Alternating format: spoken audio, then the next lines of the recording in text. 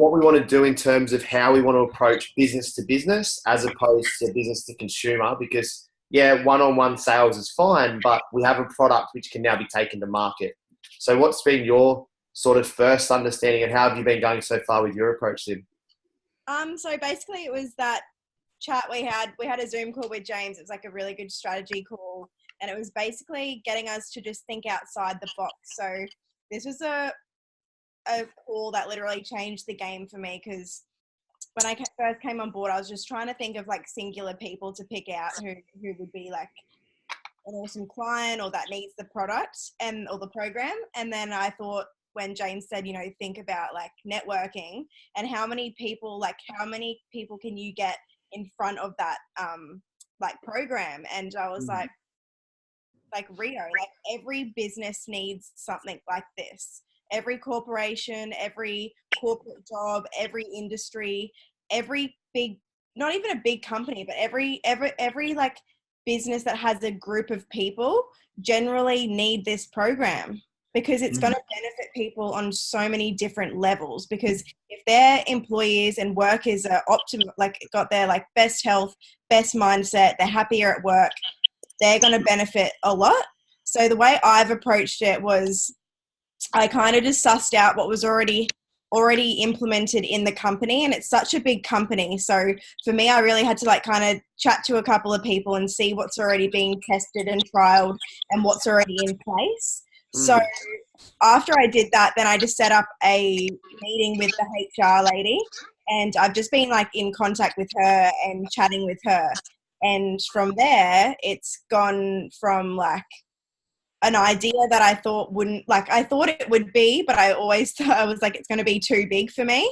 And as soon as I went into that office, the company has been trying to get something like this going for 12 months, and they haven't had anything that's popped up. So yeah, it's really exciting. So from then, I'm just putting together like a presentation and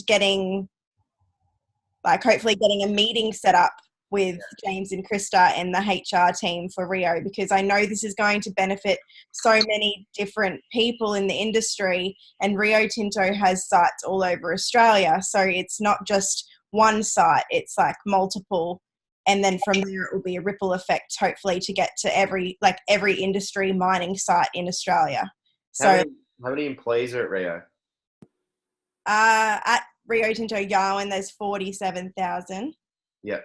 And then there's like Rio Tinto owns different companies as well. So yeah, they own a shitload of sites across Australia, and yeah, it's really exciting and it's really big, and it's something that really needs to be happening in the industry. And then like when I spoke to James earlier today, I was like, I thought about another company, like another big company, not a huge company, but still a pretty big company that would also benefit from this. So it's like thinking about, like the shift workers and the people that don't really, the people that sit on their bums all day, that don't get to be active, that, shit all the time. Like everyone needs it. It's like everyone needs it. Awesome, Sim. So why I wanted Simone to share that is because this conversation happened 2 weeks ago, and the action that's been implemented straight away is something that everybody can benefit from. Seeing by example with Simone, like the idea popped in her head of where she works in her current situation. She went, actioned it, and all she did was had connection to the supposed, so in business terms, it's called the gatekeeper. So like the gatekeeper of an organization, in terms of that was the health and welfare officer on her site. Liked the idea, pushed it further to a new prospect. So it's just moving up through the chain. The reason why I guess I'm wanting this approach for us is because a lot of the time in the past, traditional network marketing businesses, this is the conversation I had with Sim and the other girls in Krista's team, was that a lot of the time in the past, traditional business is looking at the independent distributor as a business owner, and the only way in which they profit is through the retail sale of that actual particular product. And obviously the products are priced at a price where you retail at 50% and you make the 50% margin. So it's obviously very expensive and only can do minimal amount of stock at per time. But because of the way our product is structured, we can have it in a way where the person can actually pay it off over minimal repayments, $49 a week, service the entirety of the loan, meaning that can be profit back into the business, which in terms can be either split between us and the business, or can be given to us as a profit. So let's say, for example, Simone gets on 10% of her like network that she gets involved with Rio Tinto. Let's say 10% just sign up. The profit margin for herself, it's, let's say, profit around about $1,000 clean after you take out products and everything like that. That's a $4.7 million acquisition for Simone. Like, that is a hell of a lot of sales for those of you on here. The ability to make 4,700 individual sales is too slow. The product we have has been directly patented by PwC, so PricewaterhouseCoopers handles our company. They patented the entire model. They patented all the product. Everything's logistically locked up. Contracts are written up. Contracts are done. So you're not just going to someone with a box of Herbalife saying, I'm a distributor. You're going as a company to company now. Like, Limitless is registered. It's a registered company and organization. We're trading. We have the ability to be able to trade towards other massive companies. Like, I myself am speaking with PwC and their corporate welfare because we came on as a client. They're now looking to roll us out with them. We're also speaking with Deloitte, looking to get involved with KPMG as well. So the big four accounting firms inside of the world, that's where we're looking to really walk into. So guys, I'm wanting to propose these ideas to each of you. It doesn't have to be this large, but it can just be any type of organization. It could be your local accounting firm, your local mechanics, your local anything. Because now you've got a product which actually allows you to go and speak to those amount of people. Let's say for yourself, Annette, like being involved with like the council and things like that, you'd have access to obviously council things that they're looking to implement inside of the town in which you're working in terms of the council. So there'd be people that would be looking for, let's say Ben Dingo, he's taken towards Aboriginal communities. So he's taken our concept towards Aboriginal communities. He had a meeting with the representative of the Prime Minister in Cabinet up in Queensland. So he had a representative meeting with them today, and he's now pushing towards a new approach with them for Queensland Health with Aboriginal communities. So each of us on here are probably already thinking like, I know someone, or I'm scared to talk to someone, or what I'm wanting to promote to you is like, get rid of that fear and understand that the business has your back and your best interest to support the growth of which you're willing to take towards the market. So you're not just having to go and sell this on your own. We're looking to write proposals that will be across the board for corporate, for local footy teams, for local organisations. The other concept which Ben's rolling out, which I've rolled out with my local club that I used to play for in Canberra, is the concept that, think of like the Freddo Frog when we were kids and we used to basically get the box of Freddo Frogs and you'd sell them for $1, and then the box would cost you 20, you'd make 50, you'd make $30 profit. You can now do that times 1,000. Like, we can actually, because the way in which the program's serviced, it services the entirety of the loan, which you can then make a direct offering back towards the club. So let's say, for example, you have a database of 1,000 members of an AFL club or an NRL club, like a local footy club, and then you go, all right, your 1,000-member database, let's have 100 of your members sign up to the Optimise program. $50,000 profit remains to myself.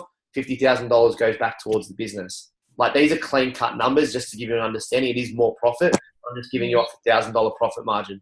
So it's like, as a business, we want to collectively help you guys grow, because obviously with us being network marketing, that's how people that have developed the business get paid up the chain. Because for you as a representative of our business, it helps pay you for retail.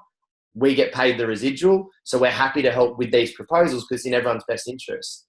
So a lot of the time, if you look at it from an employee aspect, your boss would pay you based upon a structure of a commission. This way, he would never say to you, you go get us a proposal, you bring on new clients. Your boss is never going to give you the retail profit. That's not how we work. We're based upon a residual income model, which is done through network marketing. We're wanting people to go and do that. I've set up the back end with the team to have many businesses in the background. Do you know what I mean? We've got so much infrastructure where the process is automated. We're doing internal staffing. We've got Payright. We've got contracts. We've got everything to support this sort of growth. So for each of you, like, I think we should set a precedence of 1 or 2 sales to maintain your cash flow whilst you're doing these, but start to think about who do you know and work through them. Does that make sense to everyone? Yep.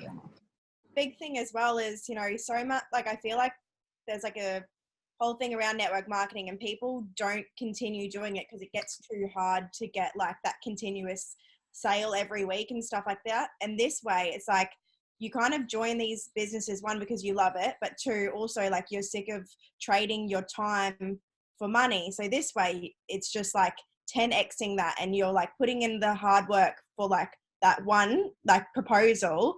And then once that's in, it's like a ripple effect, and it's going to be like effortless. Like you've put that one like hard yard in, and it's going to like benefit you for years. I think look at it from a perspective of the easiest way to approach this potential market is this person.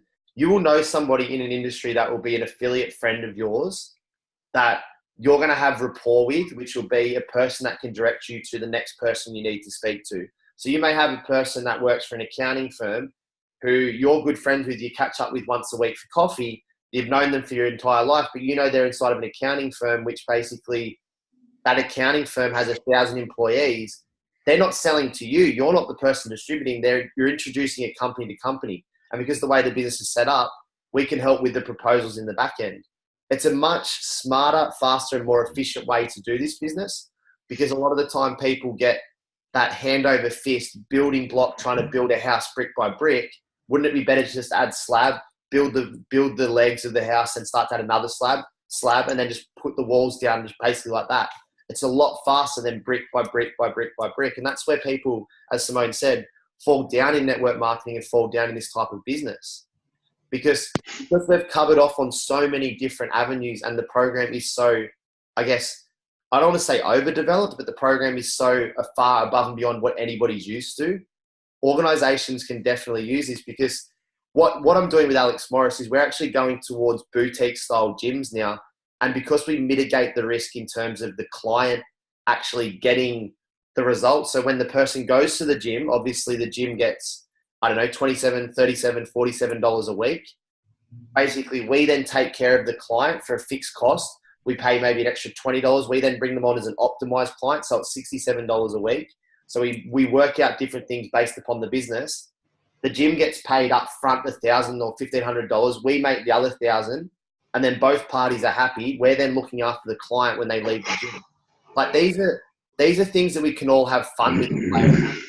Like we've all got so many people that we can network with that can actually lead us to other people, that can lead us to bigger networks of people. Like Dingo had a downline member signed up last week, plays rugby for his club up in Cairns. All of a sudden, Dingo's now going to the Cairns Rugby Club, and the entire club will be signing up onto the Optimise program because the president believes it's a good way for them to do mid-season training. So you've got 45 people there, plus their families, their friends, their networks. It's a faster way to grow the network. Because you try to battle with your friends and family and convince them to buy one program, you're putting the same amount of energies into that as what you are into actually talking to a gatekeeper of a business or getting a friend to talk to a gatekeeper. Does that make sense? Yeah. How's everyone feeling? Yeah, good. It's very exciting. Yeah. It's good when you can talk to it and explain it like it's not like me giving what I have to you. It's like, this is my business. You are a business. Here are the numbers, the stats. There's no emotion there. They see a profit to help them. You see a profit to help you, and we help everyone as a collective. It's like, it's just brilliant. I reckon it's good to go. If you look at it, there's two perspectives and two types of businesses in this world. There's businesses that are looking to raise revenue, and there's businesses that are looking to raise productivity. That's the only major two things inside of business. They're already an established business. They have a lot of revenue coming through the door. They want to raise the productivity of their current personnel and staff. So they want to obviously raise that. So that's an approach that we have towards that avenue. And then you've got your smaller organizations, i.e. your sporting clubs, your schools, your community groups, your football clubs, whatever it is, that are looking to raise profit. That's when you say, hey, we're happy to do a bonus ad, so an add-on for your business, allow you to then drive profits back into your business, and that's your whole proposal done. For a business like Rio Tinto, which is Sims went after, they're looking for productivity. So that's where you come in heavy with statistics. So I want you guys to all to start making lists and thinking about who do I know, what businesses do I know, what organizations do I know. Split them into, do they need profits or do they need productivity? Write those two things down and start to list out a list of all these names. Then all we do is basically run through and go through a list of what is the problem they face as a business in terms of their staff. Is it low retention due to injury? Is it low retention due to, I guess, people having time off, things like that? Is it high retention? Are there obesity? Are a lot of the staff smoking, things like that? Then what we do is we scale it from a sense where it's like, all right, we propose to you that we can increase your less days off work, which is obviously more money in the back pocket, more productivity. We're actually making people more healthy, so their cognitive functioning starting to increase. Then we can create a whole spreadsheet around that particular industry. It's what Sim's done with Rio Tinto. She's compared what they have to what they are lacking and then shown what we can give as a solution. So just if you look at it from a perspective, it's like, what's the problem? What's our proficiency? And what's our promise? Those 3 Ps are what allow us to be able to go to this business and have them say, we need you. We need you now, because we can see that by bringing you on board, it costs us nothing. That's another big thing too, is that as a cost to the business, it's 0. So when you're proposing this to somebody, there's no cost to the business because we take care of everything. We just want them to give us a green light to say, all right, here's an email. Here's the numbers that people need to call, here's so we can do it. We can tailor anything towards them. We're not looking for them to go do the work for us. We don't need to recruit them. We've got a team that can look after their people, look after their staff, look after their clientele. Just to give you a more of an objective of how diverse this is, Alex Morris, yet again, he's just taken this and ran with it. Who here, ladies, knows Colette handbags? You heard of them before? Colette, the shop? Yeah. Alex Morris is good friends with the CEO, Colette herself. He used to serve her coffee where he lives in Sydney. She's looking to bring us on as a corporate health partner with the whole of Colette.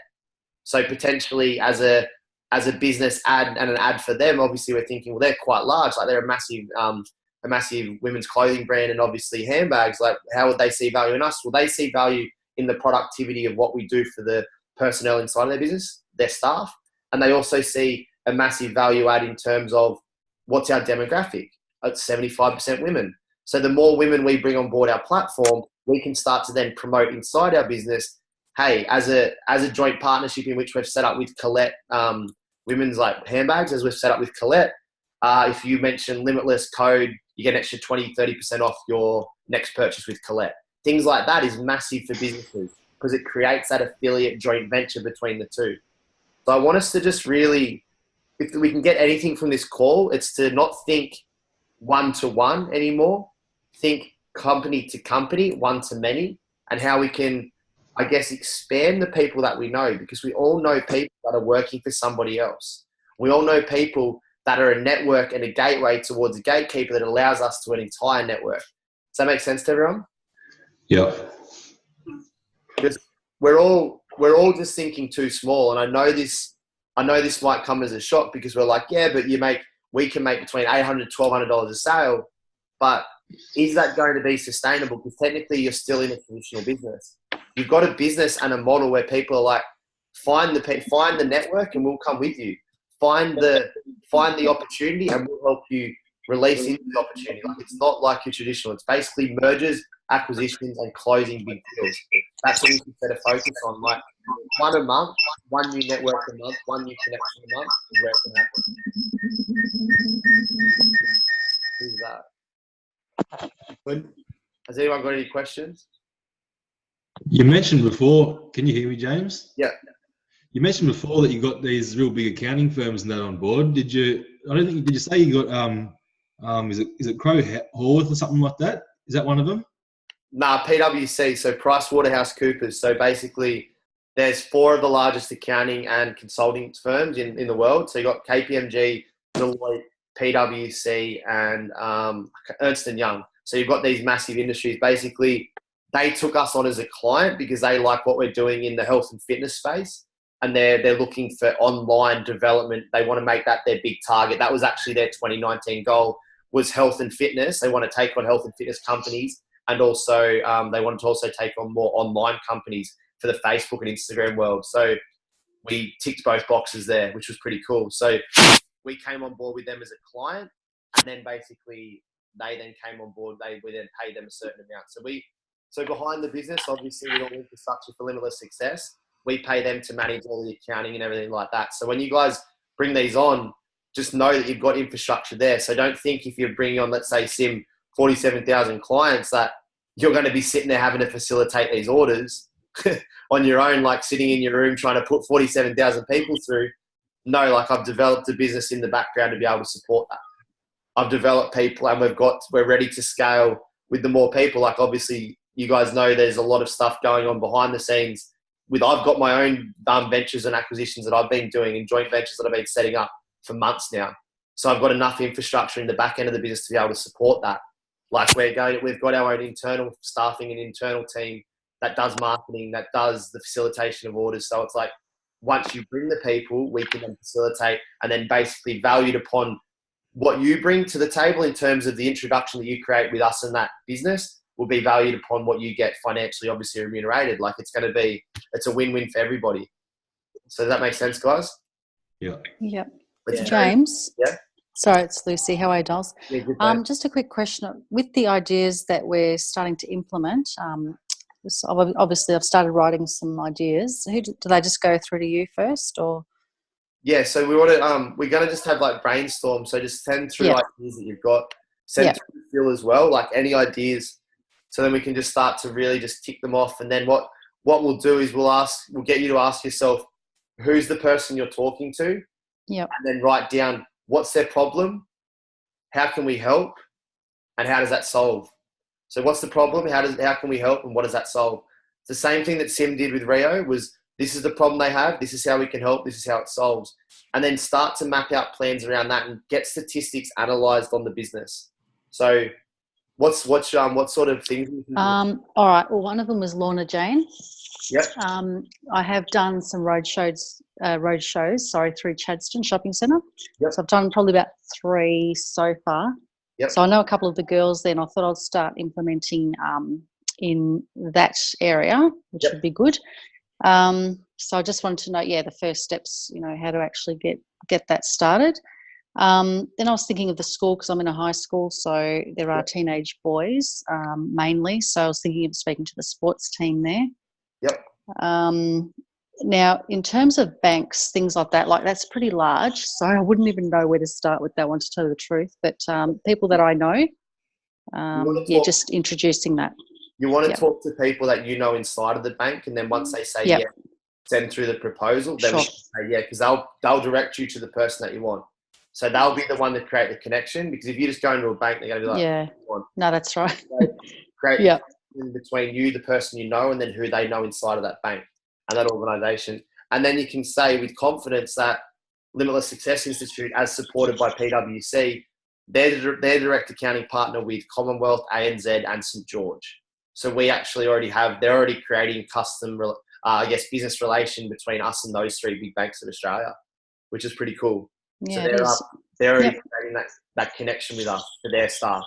So obviously utilise what we do in their internal business and then do that with the other big banks. So you have confidence to say, the more that we close of these, the more we create in terms of business to business, company to company, will allow us all to go to market with more confidence. Like once we get Rio Tinto, you'll be able to say, these are where we're working. So you'll think of people you know. Once we've got more gym franchises, you'll be like, I work with this. Like the one I'm going with Alex on Wednesday, where they've got 7 franchises across Sydney, and they'll have about 2,100 members and they're potentially already said yes. So they just want to see us as an affiliate partner with them, similar to that of like what Les Mills does. Yeah, beautiful. Australia, we want to create partnerships. In terms of Lorna Jane, I'd say speak to the person that you know, and then get them to direct you to a manager or upper management and say, this is a proposal that we have. All right. In terms of structuring the proposal? Well, then that's where you'd want to be talking like Phil and stuff. So you want to be like, sure. Okay, all good. You don't want to structure a proposal. It's like I say all the time, there's no point spending time structuring a proposal until you know who you're talking to. Yeah. Because if you sit there and write it, you can have an idea in your head of what it should be. But unless the proposal, so Dingo learned that today with the Queensland government, was that they have a gatekeeper which actually helps you to get this through, because they want to see that. So the person at the government actually sat down with Dingo and said, you need to hit this point, this point, this point in order to reach our KPIs. Yeah, sure. So you don't want to sit there and spend days, weeks, months and years writing up a proposal only to get it thrown in the bin. You want to know exactly what they want and how we can. Make sense? Awesome. Yep, perfect. Thank you. No worries. It's very exciting. It is. Adakura, what do you got for me? I can see you there. She's not going to talk. I'm here. Yeah, Hi guys. what's going on? Oh, Can you, I can't see you. You were trying to hide. can you see me Nah. now? Oh wait. Sorry. I just got my computer back and I'm trying to work this thing out again. All good. I was listening to your voice. What do you got for me? What ideas have we got? I got no ideas. All right, let's make some. What Yeah. I want to do, guys, the reason why I want to do this now on the call, and so for each of you to see, is I want you to see how you can actually unpack your idea or you unpack the blockages of ideas. So what I'm going to do is an NLP technique to actually chunk down and show you the idea that Adakura does have, but she believes she doesn't have. So watch me extract an idea, and you can do this on yourself as well. This is NLP 101. It allows you to actually understand what you're hiding. So Adakura, you got no ideas, so you don't talk to anyone at all. Oh yeah, I'm talking to people. I'm getting out there, I'm reaching out. At the moment, the only thing I do have is, the aim that I'm trying to aim at building leaders in my community. And I'm aiming at, I'm reaching out to millennials in the areas where, I'm reaching out to millennials. I've got about 5 that I'm speaking to. One's coming with me to, What do the millennials do? They are starting up they're in the Sevens program for the Cook Islands, so they're trying to build up our community in that area. How many people are in the Cook Islanders Sevens program at the moment, would you say? We had a meeting about 2 weeks ago, and at the moment there's 5 boys, five young men that are trying to build this up from scratch. What would you say the biggest problem for those young men is? Would it be funding for the Cook Island Sevens team? It's all of that. It's everything to do with leadership. So yeah. Leadership and funding, and I guess leadership, funding, business development and structure. Business development and structure. And I've already introduced our program to them. Hence why the guy that's actually leading them is coming with me on Saturday to MLC. Awesome. So that I can get the 5 boys on top. So their problem would be they're looking for money and they're looking to be able to support growth of their Sevens program. Yeah. Totally. And our proficiency would be our ability to be able to donate money back to their business. Yeah. Yeah. And the purpose behind that would be able to grow that inside of the Cook Islander community. Yeah, totally. So our solution would be? It's huge. Like, it's bigger than growing it inside of the Cook Island community. It's like, it's to grow it inside the Polynesian community. Really. So by getting these 5 guys on board, getting them inside of a leadership development and allowing them to promote the idea and concept of the optimized program, funding the development and growth of the Cook Island Sevens community, you believe they would find that appealing? Totally. That's why the guy that I that's coming to MLC with me, we just had a little meeting just yesterday, like out to me yesterday finally, and I was waiting for him to do that, and I sat down and explained more about our company to him. And how many families do you think would be supportive of this Sevens comp? So let's say there's 5 guys. How many teams are they looking to have? We don't have that structure yet, because I'm going to try and get you and a couple of the other boys to come out and be able to explain how to structure that with us, because they don't have a structure plan at all yet. So if we structure a business around it, let's say, for example, we set a target of, do they want a Sevens competition in the Cook Islands, or do they want a structure where it's like we just have one Sevens team, or we have a tournament? What do they want? They've got a Sevens team already there, and they want to be able to build that team up over here and be able to send players from over here there. But I don't see the reality in that. So be able to send players to develop a pathway. So I want you to write that one down. It's a pathway development program at Akura that will allow them to be able to facilitate the financial backing for their players to come from Cook Islands to Australia. So we'd be able to sit there and create Limitless Success Institute, player pathway development program for them to be able to facilitate players coming from the Cook Islands to Australia to participate in sevens competitions. Yeah. So do you think it's realistic? Because what he's trying to aim for is build them up over here and send them over there. So build players here in Australia to send to the Cook Islands? Yeah. So it depends on the variants in which we want to do. So we want to see where these guys established, where the players, like, what are they doing? So that's something we don't need to go into now. But what I want you to see is that you started off with 5 guys that had a mission to be able to create a business. Their major problem is they need cash flow. Our proficiency is our ability to be able to get people fit, train people, and get them cash flow. So the thing we need to do is have a conversation with those 5 guys about introducing us to the network of people that support them. Because those 5 will have hundreds and hundreds of people that want to see this grow. Yeah. Yeah? Yeah. So what if they don't have that support network around them? How do you know they don't? Because I've sat with them and I don't, like I said, this is just like the beginning of it. They don't have a structural program. We just had a meeting to try and implement this. What's a support network? Define that for me. Are we not? You mean like families? Yeah. Are we not a support network right now? Oh yes, sorry, we are. Yeah. We're the support network. There's 9 of us on this call. This is a support network. There's 5 guys that are wanting to start up a rugby team to create a community feel. How many people are from the Cook Islands? I don't know the population. How many people? Give me a ballpark. A what? Give me a ballpark figure of how many people are from the Cook Islands. From the Cook Islands? Yeah. Mm-hmm. How many Cook Islanders do you reckon there are in Melbourne? Let's go more specific.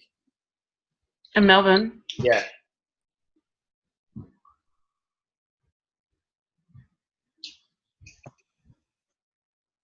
I don't know. Couple of thousand?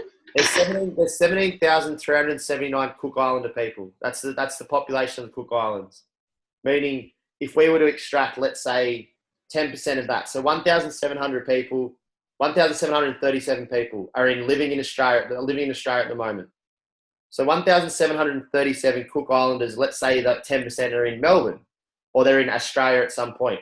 You've got 1,737 Cook Islanders that would be interested in growing a support and development pathway for their junior youth players to be able to go back and actually play, grow and develop the Cook Islander community in terms of rugby sevens. So those 5 people know 5 people who know 5 people who know 5 people who know 5 people. They have a network because they are looking to develop something. So they see value in what we do as a company in order for their business. They don't need a structure per se, but what they need is funding. So we drive funding back towards their business. That then in turn gives 5 people that support you, Adakura. Yeah. They want to see this work because they know that financially it benefits their goals. Yeah. See how different that approach is to as opposed to, just come and sell Herbalife or just buy an ultimate pack off me, go buy 5 of them. Yes, you may make 5 lots, so $6,000 valued at, like if it's a $1,200 profit, you make $6,000. Or you say, how can I help you? So you help them. You show how our business can drive funds back to their initiative. All they need to do is be able to communicate. Yeah, totally. Awesome. Yeah, that's great. Does that make sense, guys? Yes, it does. Yeah? Thanks, James. No worries. So that's how you allow people to see what we're doing. Isn't for us to get financial gain, it's for us to help them. Because that's what it's about. Like, it's not, the finances is there, but in terms of what we're giving to them as a collective is so much greater than what we actually expecting from them. Like with Sim, for example, 47,000 employees, you're looking to raise the revenue of the business. In terms of that, I can understand the profitability that would be increased by raising the actual abilities and the health and wellness of their employees. That they can't put a price on that inside of the mining industry. They would pay billions of dollars if they could, I'm assuming, to actually get that done. So guys, that's that's the main message that I wanted to get across to us all, is just let's stop thinking small. Let's stop thinking to try to get little wins. Get them to sustain. Maybe you need 1 or 2 a week, but think, who do your friends know, and work through them to somebody else. Be like, bang, bang, bang. This is how this person will lead me to this person, which will lead me to this. This person will lead me to this person, which will lead me to this. Keep reminding yourself that every single time. We know people. We know people that know people. Yeah? Mm-hmm. Everyone's feeling good? Yeah. Just so you, while you've all been talking and I've been listening, I've just Googled some stats because I'm a numbers girl. Yes. So my son works for Downer Engineering, FIFO, mining industry. They've got 53,000 employees. So we've got in there. My daughter's the HR advisor for Centurion Transport. Awesome. Across Australia. Just trying to find their employees, but I can ask her when we get off this call. And this here is my little Western Australia local government Bible. Yeah. I actually have a personal contact with every single council in WA. So, like, you just got to think outside the box. Yeah. You know, of people you know. Could be your local shop. It could be just talk to people, I guess, and they know of somebody who works in a, you know, multifaceted company. So awesome. About thinking outside the box. That's massive, and that's exactly what this call was about. It's like not limiting yourself, and all of a sudden you feel like, oh crap, I'm selling Herbalife or I'm selling something, and then all of a sudden I'm just going to burn through my friends. No, like we have a massive target and mission as a group. It's to change 2.4 million Australian lives. Oh. If I didn't personally believe this business was going to change people's lives, I wouldn't have started it. I didn't watch my mum die of cancer when I was 14 to not start this business and actually want to change people's lives. Like, I wouldn't quit my job when I was pretty safe, comfortable doing what I was doing to go out on my own and just start something and then meet like-minded people. We all have our own missions. No, whether we think it's so small or so large, like this business allows people to actually change people. That's the beauty of it. Like collectively, with everything put together, it does change. Like Mel Renee's not on this call, but she's been a big part of this business since it started. She was one of our clients. 35 kilos, like that's massive. Like Mary Murphy, the lady that just signed up, like she literally told Stefan on the phone that the doctor said in the next 6 months, if she doesn't shift minimum 30 kilos of weight, she will die. That's what she said to him on the phone. And Steph goes, I've got you, sister. And she lost 75 kilos in 5.5 months. Like, there's a lady that Alex brought on that you'll see floating around, Helen Oberthur. She didn't lose any weight, but she literally has a lot of mental health problems. She was sitting in a hospital bed after she had been given this diagnosis from the doctor saying, you got more problems. She said that her son had left. She was looking to commit suicide. And then all of a sudden she went on the Optimized program and saw the mindset videos and it stopped her. She messaged Alex and me personally to tell us that. Like, there's people that you don't know that are inside of this program at this point in time. We need to just get this message out there because it does freaking work. Like, people are out there screaming for it. Like, we know of people that need this business. Like, it's not an income-driven business, it's an impact-driven business. Like, it's just getting more and more people on this platform to stop doing the wrong things, do the right things, and just start to change their life. And in turn, it takes care of everything. So, guys, thanks so much for jumping on this call. Thanks so much for everyone. Like, Annette, you've really just grabbed it by the bull by the horn, so I can tell straight away you've grasped this concept. So, welcome to the team. Welcome to your first call.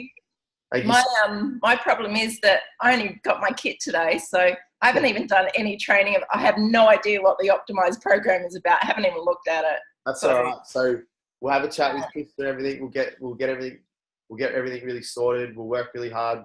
We've got so many ideas, so many things. So yeah, let's talk more. All right, cool. All right, guys. Have a great night.